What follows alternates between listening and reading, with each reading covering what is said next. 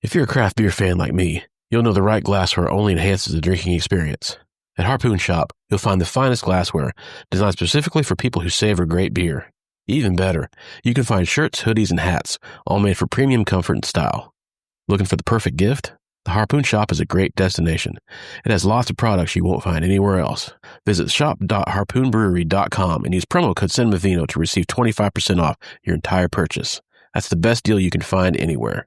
Once again, that's shop.harpoonbrewery.com, promo code Cinemavino.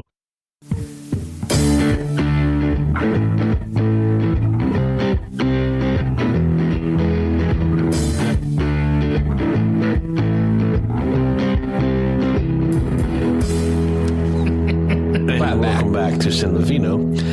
It's good to have you guys here with us. We got Travis Budd. Hey. Sean Jordan. Hi. Taylor Owens. Yo. T.O. And my name's Todd. Holy shit, T.O. is here? Yeah. The real T.O. Exactly. Get your popcorn. So, we're continuing our Dark Knight trilogy with the second installment in Christopher Nolan's movie series with The Dark Knight. And so, yeah, we're going to drink another beer. Again, it's hot here.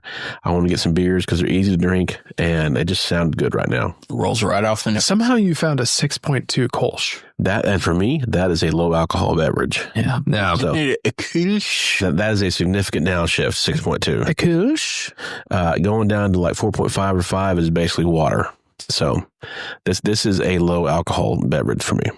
So yeah, this is a good beer. Yeah. Drinks really well. and actually, yeah, it's got a hit. Of course, coming from It's a previous beer. A subtle blackberry. It is. It is, yeah. Previous beer was real. I do enjoy Punches you in blackberries. the mouth. Yeah. So this is something a little bit different. So I thought, yeah, a nice little kind of shift on the palate. Kolsch, of course, from the can you text them Cologne and tell them that we're drinking the region, beer right now? Germany. Yeah. Because they're on the Pacific Northwest time, so you can text them and see What? There we Do they go. have a phone number on here? Yeah, give them a text and just let them know you're drinking it, and Text us 541-819-0449. shoot them a text. Fuck it, I'll do it. Yeah. So yeah, Rogue is a great brewery. I've always enjoyed their stuff. They do some good Kolsches. So I was intrigued by this one. It's something I've never had before. So it's just something new. It's a good can. Yeah. It is a good looking can. And yeah, you get a tall boy for your trouble. So if you guys are looking for something, Todd has good looking cans. yeah, exactly. As I keep hearing. And yeah, so yeah, I mean, if you're looking for a good, everyday beer, it's good stuff. And I am. So, The Dark Knight was released July 18th, 2018, 17 years ago. Whoa.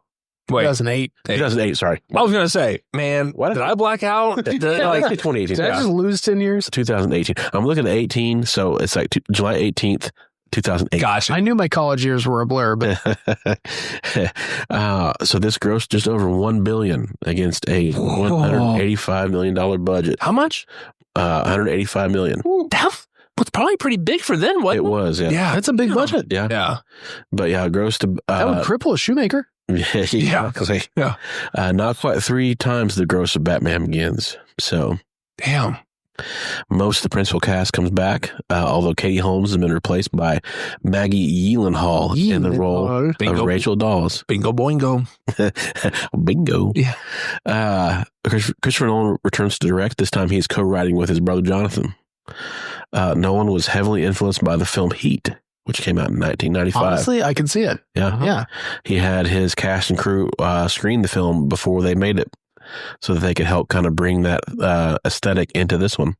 That's cool. You see a That's lot a of... great movie to screen. It is. Featuring another Batman. There you go. Yeah. Yeah. And it kind of, you can see it like it begins with a heist, which that heist features the bank manager is played by an actor, William Fichtner, who is in Heat as the drug launderer. And so, yeah, so as a result of his influence by that movie, this movie has an even more realistic and stripped down feel than Batman Begins. Mhm. It takes a lot of the more fantastical elements out of Batman Begins, of like the flower that releases fear toxins and the more like kind of fantastical look of Gotham City, which is like, it looks like no city on earth. Now it's like, this is Chicago. They filmed in Chicago, Yeah. they make no mistake that like, oh, there's a Wacker Drive or whatever. Like this is definitely filmed in Chicago. And then also, again, specifically on location in Hong Kong. So, but very clear idea that this is Hong Kong. Just a small tie-in to just rope in the Eastern markets. There you go. That's fine. The film takes place 1 year after Batman Begins, with the Joker, who's Todd, when's this episode coming out? next week. Cool. So yeah. So it's played by Heath Ledger in a posthumous Oscar-winning performance. He's terrorizing Gotham. At the same time, a new district attorney, Harvey Dent, vows to clean up the city with an emphasis on the powerful mafia underworld. Both conflicts threaten to escalate beyond Batman's control. That's what I have for plot. So again, I'm going to go back to the question we asked the previous time. And Tay, we'll start with you this time. Yes. What were your expectations? What did this movie do to your expectations, and how does it hold up? Had no expectations because I had seen the first one, and I think I said before it was okay. I was like, all right, that's great. Yeah. So I think when I was like, hey, the new one's coming out, and honestly, again, I do a lot of drinking. I kind of forget any advertisements. Like, I don't remember seeing a bunch of stuff for it, but I just remember feeling Travis like, hey, we're gonna go see this in theaters, and I was like, oh yeah, the new Batman. I remember being enthused about it, but not knowing what to expect. Yeah. And then I remember just being in theaters and being like, oh, this fucking was, I'm going to say it right now, the movie's a fucking 10 to me. Yeah. And I was like, oh, agreed. And I was like, oh my God. I was like, what is this? And I was like, it blew. So I had no expectations. And then I was like, it exceeded whatever expectations every Batman movie now has going forward. Yeah. So it's like that. So it's like that is the movie you're compared to now. It's a tough act to follow. Exactly. And so it's like, that's why, well, third one later, but it was like, I was so impressed. It's like, actually, I'd give it a 9.99 repeated because I do remember in theaters thinking, Oh, Christ. the only thought I thought was, is it too long? Yeah. It was like, Which this movie's not too long. it's now. not. And anymore? after rewatching it, I didn't think it was, but I remember. Movie's what? 2 hours, 14 minutes? Longer than that. It's this one's longer. Yeah. The 2 hours and 32 minutes. Yeah, it was like 2.7 was the previous one, but it was Sub 3 is still pretty good. Oh yeah, but I do remember thinking like They went in all kitchen sink on plot. and I was like, hold on, man. I was like, so the trains, he's in here. I was like, how are you going to end this fucking film? That's the only negative thing I thought was like, hold on, man, dude, you got people, barrels. 2 hours, 32. Yeah, I was like, people's barrels, fire, dude. You got to wrap this bitch up. And that was the only thing I thought of. Like, but now, even going back and watching it, didn't even cross my mind. Like time wasn't even an issue. But I do just specifically remember being like, man, you got to bow tie this, man. Like These days, if a movie is sub 3, I am happy. yeah. But I for some reason I just remember it being longer, but I still fucking loved it. Yeah. So yeah, this exceeded all expectations. Obviously, I think I kind of liked the darker side of it, and how it kind of, it started in that whole darker realm. Yeah. Like the whole movie just started that way. And Travis kind of alluded to, it's like, I kind of liked that soundtrack. I kind of liked everything. Just for the whole time. That was great. And even rewatching it. Foreboding, foreshadowing. Yeah, and I was just like, this is absolutely amazing. And, and it's weird when you rewatch something when you're like, man, it just crossed my mind. It's like, was Heath Ledger like, was he over, and this is going to sound bad, was he overacting? Because he put on an Oscar-worthy performance. But when you watch it again, you're like, man, I was like, is this too much? But when you got to think about it, in the time when he did it, it was like, it wasn't. But now you hear all the stories, you read everything, and it's just like, it just crossed my mind. It's like, what were they thinking on set? And then you hear about that stuff where like Michael Caine was like legitimately frightened because it was the first time he saw him in that makeup and everything. I'm like, well, that's kind of badass. Yeah. Clearly he wasn't. But when you see it, you're just like, you kind of get that Jim Carrey feel. At least I did. Like, it's like, was he overacting in this? I don't know if you can have the role of Joker and overacting at the same time. But then I saw Jared Leto. Yeah. Okay, he in his defense, Jared Leto had to follow up Heath Ledger. Exactly. How do you do Joker? Yeah. Like, how do you follow that up? Yeah. But just Someone has to be the next guy. But the voice, I did pick up on it. It's like it got a lot deeper, and it was a clear. Oh, the Joker or Batman? Batman. Okay, yeah. Batman got a lot deeper, a lot grumbly, and I was like, okay. In the third movie, doesn't he add something that like intentionally disrupts his voice? Ben Affleck does that with the. Oh, okay. Dumb. Yeah. Wolf. They're different people. Are they? But nevertheless, this is a 10. I had little to no expectations going into it, and I was just blown away. And even rewatching it, like, and I hate to say it, out of all the three, this one is the one I could rewatch every fucking time. Yeah. And it was like, and I'm not to disrespect the other ones, but this one, just from action, acting, plot, as long as it is, it was like, I would watch this. I mean, again, honestly, kind of like Two Towers. It was like, didn't you say that? It was like I would watch this every single time. Yeah. It was like this is the one in the trilogy where I was like, put that bitch on. Like I'll watch that. So you weren't here for the Lord of the Rings thing, but I think we all talked about how the Two Towers was the second one was the best movie of the three, and we also mentioned in this trilogy, Dark Knight is the best one of the three. Yeah, and it's interesting when it's like the sequel. It's the one in the middle that's the best. Empire Strikes Back. Empire. Yeah, exactly. And so so this is golly a fucking 10. I mean, that's just all. I mean, again, 10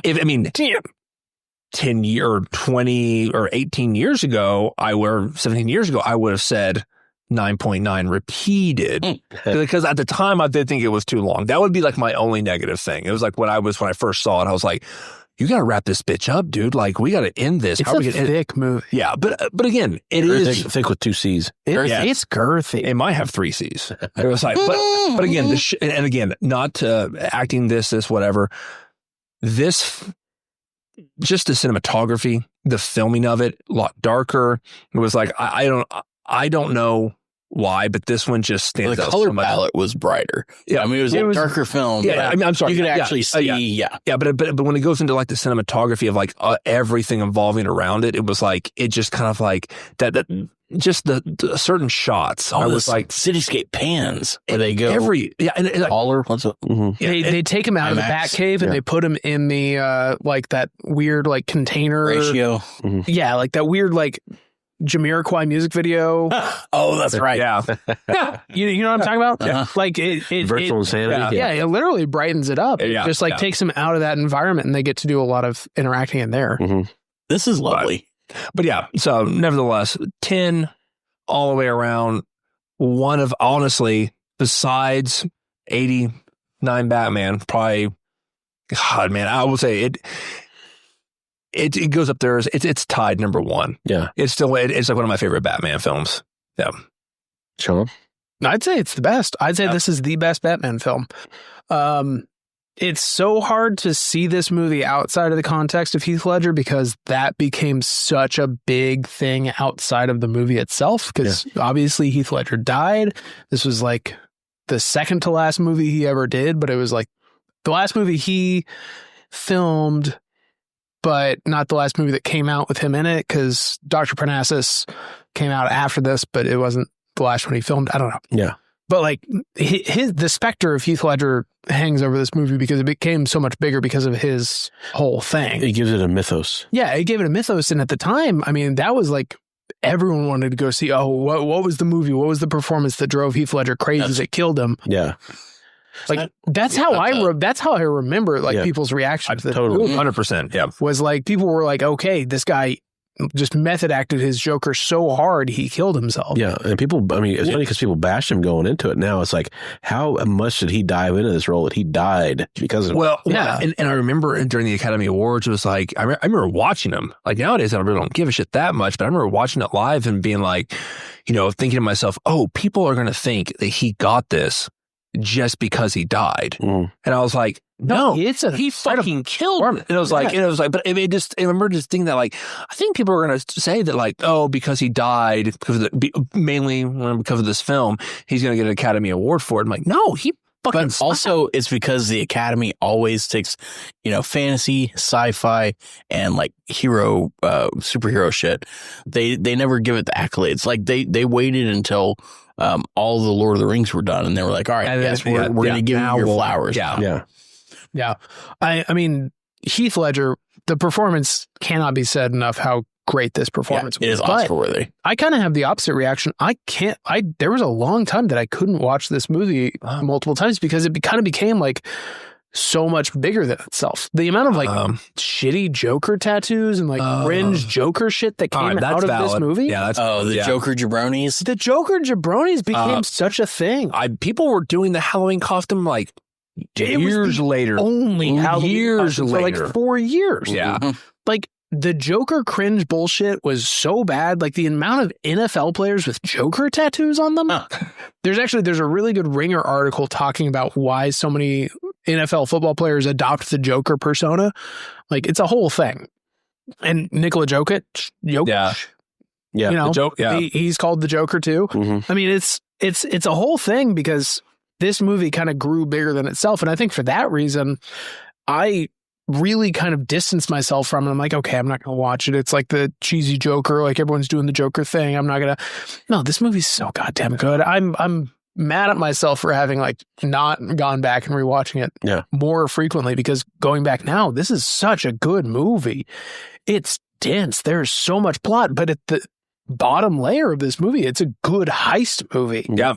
It's the Joker constantly outsmarting Batman, coming out of nowhere, just like completely undercutting everything the Batman's trying to do. And he's zigging where everybody else is zagging. Yeah. And it's great. I mean, it's a great movie because it's a thriller outside of just being a Batman movie. Yeah. And the fact that you get both, it's an incredible film. I mean, you get just multiple storylines. You get, you know, the Two-Face origin story. You get like Batman. You still get a little bit of like the mafioso. You get a little bit of the you get Scarecrow in there again. Yeah. A little bit. Like there's so much. And in 2.5 hours, they cram it all in there. You get Hong Kong. You get the whole Hong Kong like money laundering thing. You get to see Batman go outside of Gotham, which I think is cool. You get to see Skyhook. You get to see him play with a lot of new toys without it being too James Bondy, without him doing. Skyhook sounds like a James Bond. Oh, film. 100%. It does. Yeah. But you don't see him going full on like showing off Batman toys, you know? Like he doesn't do a lot of like Batman gadgets. He does a lot of detective work in this film. He does a lot of detective work, which I think is the best version of Batman in my He had little pump sticky bombs. Again, Great sound design. And at the end of this movie, you get like, I don't think it necessarily reads the same way as it did then, but this was very much like a treatise on the Patriot Act, because there's the whole thing with like surveillance and privacy, surveillance on U.S. citizens. That was peak topic. That was like in the zeitgeist in 2008. That's what this was about. Yeah. It still has relevance today. Well, no, we've given up on privacy these days. Oh, we just know I have a fucking machine in my kitchen that listens to me. Yeah. And I'm just like, okay, well, if it gets me better deals on Amazon. Yeah. But they finally gave Batman the little white eyes when he was like doing his listening in. You know, his like sonar thing. Like they gave him the white comic book eyes. I mean, because normally they just give him the guy liner. Yeah. But like you get a lot of really good elements of all the best Batman elements are kind of distilled into this movie. You get a really good villain, which they, I think, wanted to bring back Joker in future movies, but obviously they couldn't because Heath Ledger died, and that completely threw off the trajectory of the trilogy. Yeah. But I think what came out of it is one of the best Batman movies of all time. Oh, yeah. Easily. So this is 10. 10. Hard 10. I'd give it an 11 if I could. Yeah, this is a hard 10 for me as well.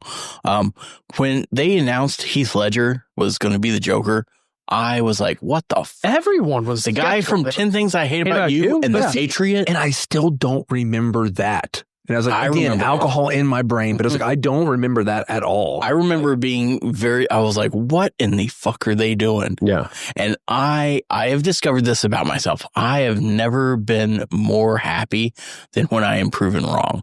When I think something, I'm like, that's going to be fucking stupid. And then I see Heath Ledger's performance and I was like, well, I guess I'll just shut the fuck up forever because I need to see it before I can actually make an actual judgment. I will just, I'll fuck off and I'll fuck off and die because I was dead fucking wrong about that.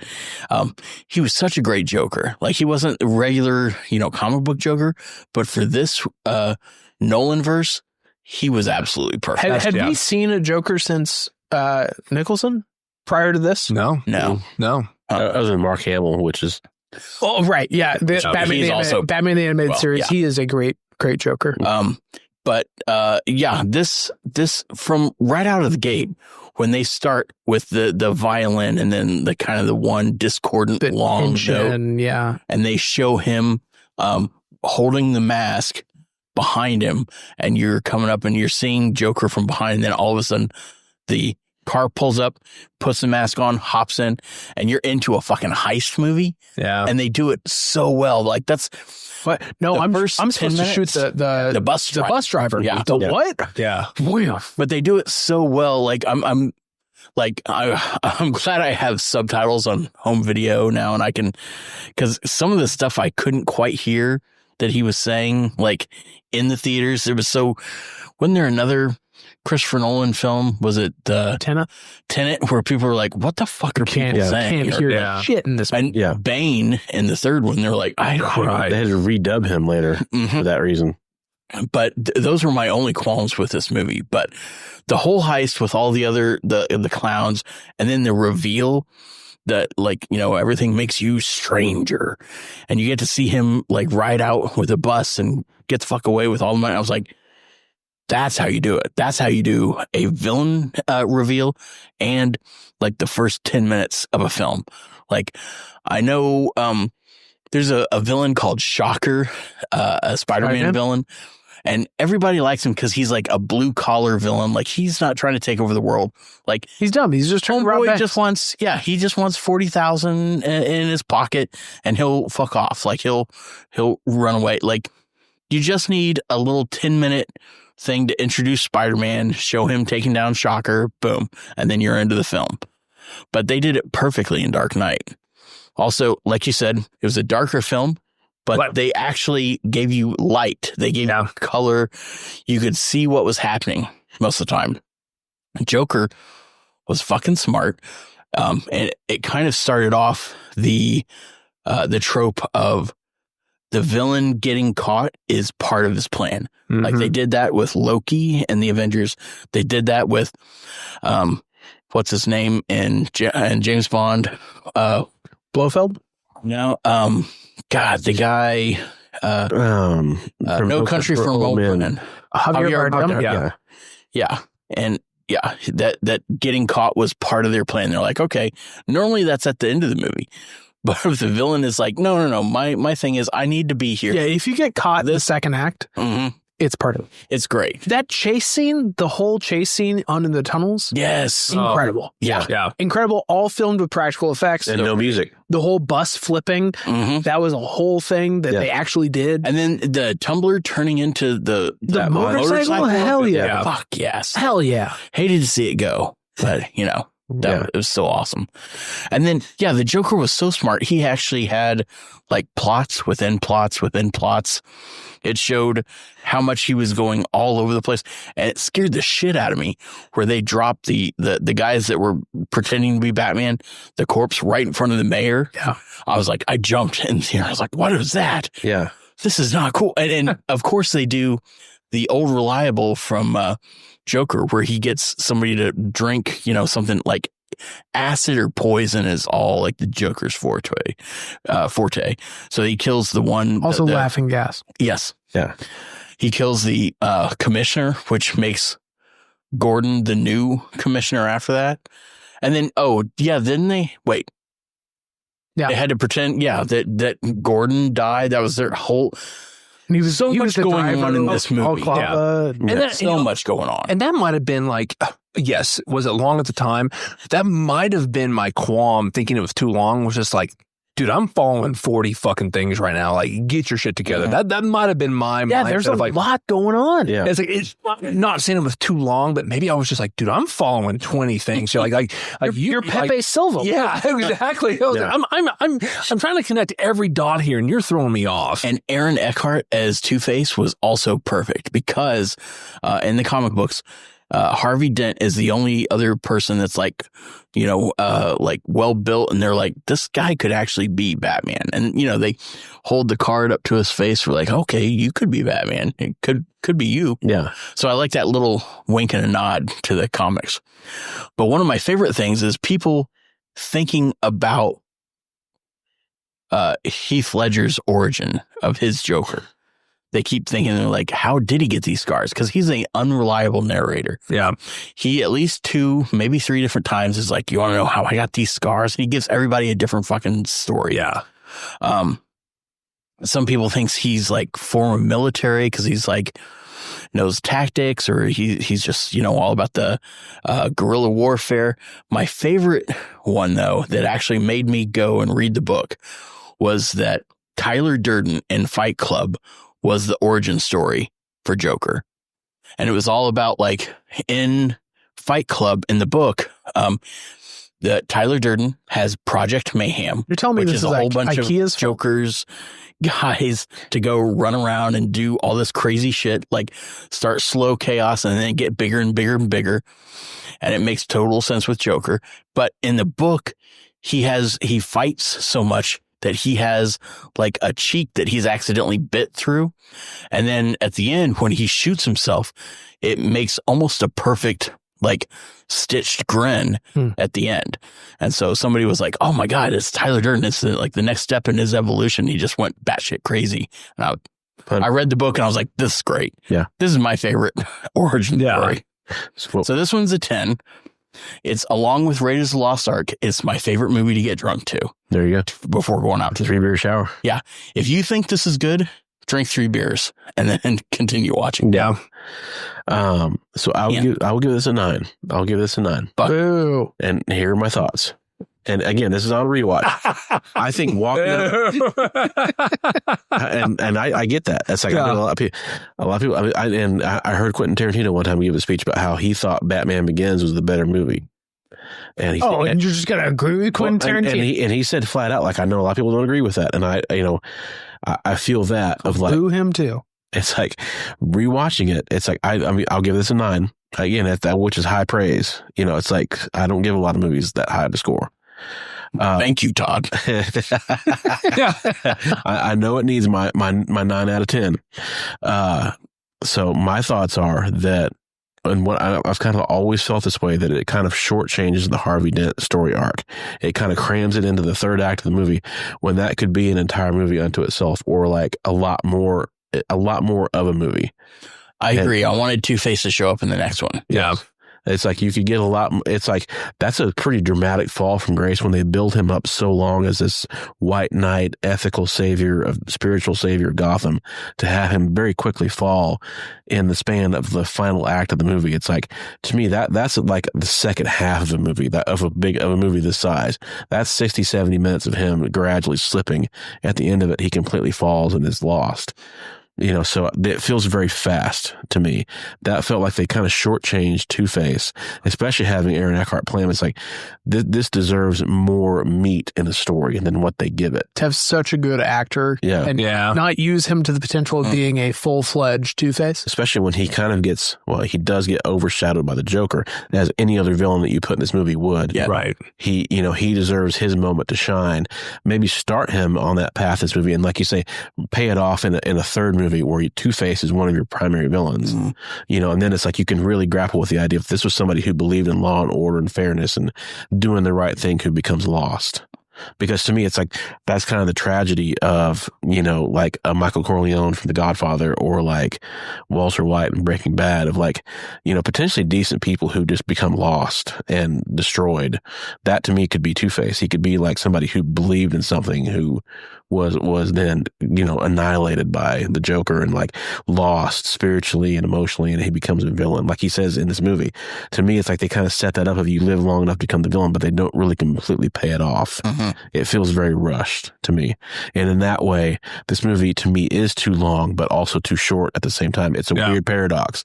It's like I wanted it to kind of wrap up a little quicker if it's going to be just about the Joker. Well, it's almost like it's two movies. Yes. Yeah. If it were two separate movies, it could do justice to all the storyline. And it's like, and at the same time, it's like it feels like it's too short because I wanted more Two-Face. I wanted his fall to mean more than what it does in the movie. Yeah, so that's fair. That to me has always been kind of, again, it's a great. There's iconic scenes in it. The actions are great. The performances are great. I mean, that's easy. That's a hard point to argue that Heath Ledger's great.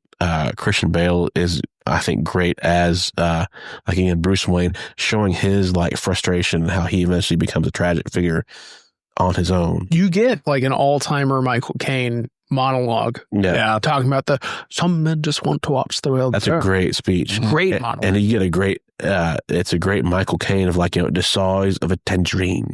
Yeah. It's a great Michael Caine speech. Also, Maggie Gyllenhaal, we didn't talk about her Yeah. as much in this, but what happens to her? whoops, Yes. boom. Vast improvement over Katie Holmes. It's like there was we need like an actual actress with some chops to come in and play this. Because again, this movie is that much darker, that much more emotional. Can't have Dawson's Creek in the middle of this. It does kind of suck that they're like, all right, we're going to recast you and bring it in. And we're going to kill you. Yeah. That's the women in refrigerators. We've got to motivate our heroes. So I'm sorry, you got to explode. And yet we have to explain Bruce Wayne's fall into darkness. Yeah. Jeez.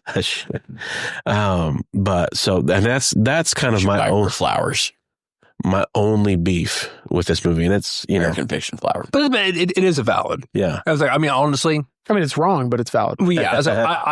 I can understand why you give it a 9. Yeah. Because of that. And again, I will say, like, Two-Face does it. I do like I like his little arc, but you're right. It's like, it just kind of like yada yada yada yada yada. It was like quick. Yeah. I was very upset when I was like, they were like, oh yeah, he's dead. I was like, yeah, he's dead. Yeah. He's coming back. He's going to be an arc. And then they were ending it. I was like, wait, exactly. Yeah. I was like, wait. Yeah. I was like, yeah. Yeah, again, it just feels like, I know I killed those people. It felt very quick of like, again, it's like they're going to reveal, no, he's in Arkham. He's not dead. He's going to escape or whatever. And then, because it's like, I don't know, it's like, it feels such a cool setup of him and his coin, going around killing people. It's like, this is what I wanted, rather than the cartoonish, over the top Tommy Lee Jones. Like, this is They did such a good job of creating a Two-Face. Yeah. Like they gave him like a tragic backstory. They gave him a reason to have the coin. They gave him a reason to have like that like 50-50 mentality. Yeah. And then they just kind of go on. Yeah. He's got to have like a caper where he has like a giant penny, and then Batman takes you got to have a giant penny. And then goes, you know what? I want to take that giant penny and put it in the Batcave. Because there's always a giant Tyrannosaur and a giant penny in the Batcave. Yep. Yeah. What? Yeah. In Batman the Animated Series, his Batcave always has like a rogues gallery of like all the stuff. shit he steals. Like Two-Face for some reason had a giant penny and was going to have it fall on somebody, and somehow actually, yeah, that's weird. It's always I was thinking like in Batman always takes trophies. He does. He's a serial killer. Yeah. That's my bad. I thought, I was like, what did I miss? I was like, what are you talking about? I think he's got like a large animatronic like T-Rex and a giant penny. Like those are two things he has in the Batcave that are like among the trophies. Those are staples. Giant mechanical spiders. In the third act. Yeah. I'll find it. So you guys are 10s. 10. Yeah. I hate to differ. It's like, but I understand what you're saying though. It's like when you think about it, like, all right, that's valid. Yeah. I was like, as Sean said, like, you're wrong, but I can understand where you're coming from. Yeah. I see your point. But yeah, exactly. I completely respect giving this movie a 10. I do. Yeah. And it's like, man, it's like, I debated it watching it again. It's like, this is great. It really is. But it's like, I can't quite bring myself to a 10. So not quite there. But so you think for this one, this trilogy goes 1, 2, 3? Yeah, I do. Okay, but not much of a drop off. Yeah, it's tight. It's a tight. So I mean, it's no Indiana Jones. No, we can talk about it. I enjoyed Dark Knight Rises as well. So I haven't rewatched it, but we'll get there. We'll get there. So it's been another episode of Cinemavino. We thank you guys so much. We got Taylor. Yo. We got Sean. Hey. We got Travi. Don't bother me. My name is Todd Wofford, and we'll see you guys next time. Great movies, only drunker. We're going to do Dark Knight Rises, so come back and join us for that one. So see you guys next time. Bye. Bye.